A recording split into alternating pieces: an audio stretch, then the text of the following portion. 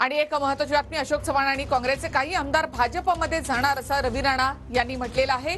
अशोक चव्हाण यांच्यानंतर वडेट्टीवारांचा सुद्धा नंबर असा मोठा दावा रवी राणा यांनी केलाय। विजय वडेट्टीवार यांच्या मनात काय ते मला माहिती आहे असं राणा म्हणाले।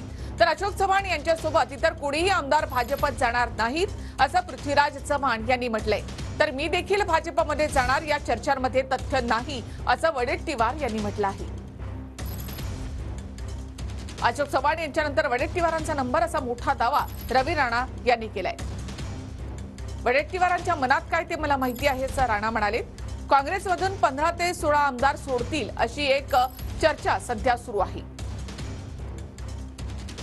अशोक चव्हाण यांच्यासोबत 6 ते 7 आमदार जातील, तसे 6 ते 7 आमदार हे भाजपात आणि त्यानंतर एनसीपी मध्ये म्हणजे अजित पवार यांच्यासोबत जातील अशी ही चर्चा सध्या सुरू आहे।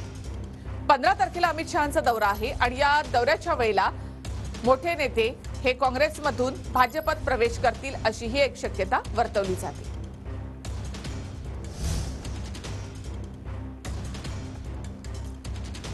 तर वळूयात पुढल्या बातम्यांकडे।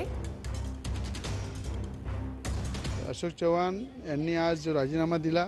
ते माजी मुख्यमंत्री आहे, ज्येष्ठ नेते आहे।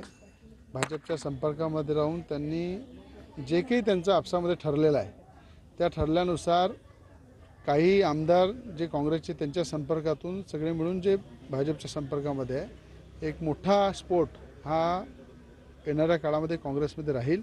मी याच्या आधी सांगितलं होतं 6 महिन्याआधी अशोक चव्हाण आहे, त्यानंतर वडेट्टीवार आहे। जरी विरोधी पक्षनेता असले तरी मला माहीत आहे त्यांचं काय चालू आहे आणि काय ते होणार आहे। ज्या विधिमंडळाच्या सदस्यांचे नेत्यांची संपर्क साधलेला आहे, कोणीही त्यांच्याबरोबर कुठं जाणार नाही। मुद्दाम भारतीय जनता पक्षातर्फे वावड्या उडवल्या जात आहेत, अमुक गेले तमुक गेले नावं सांगली जात आहेत, पण त्यावर कोणीही काही विश्वास ठेवू नये। काँग्रेस पक्ष हा जनतेकडे न्याय मागायला जाणार आहे। राजीनामा धक्कादायक आहे। अचानक का निर्णय घेतला याच्यामागचं कारण अजूनही स्पष्ट नाही। त्यांनी काही कोणाशी चर्चा केली तर मला माहिती आहे, माझ्याशी चर्चा तशी कुठली झाली नाही। म्हणजे त्यांच्याबरोबर मी गेले 2007 पासून आज 16 वर्ष झालेत त्यांच्याबरोबर मी काम करतोय आणि माझे त्यांच्याशी फार सलोख्याचे संबंध होते आणि कदाचित त्यामुळेच अनेक वावड्या उठल्यात। इथे गेले की वडेट्टीवार जातील त्यांना जोडून, यामध्ये काही तथ्य नाही। मी आता मतदारसंघामध्ये फिरतो आहे।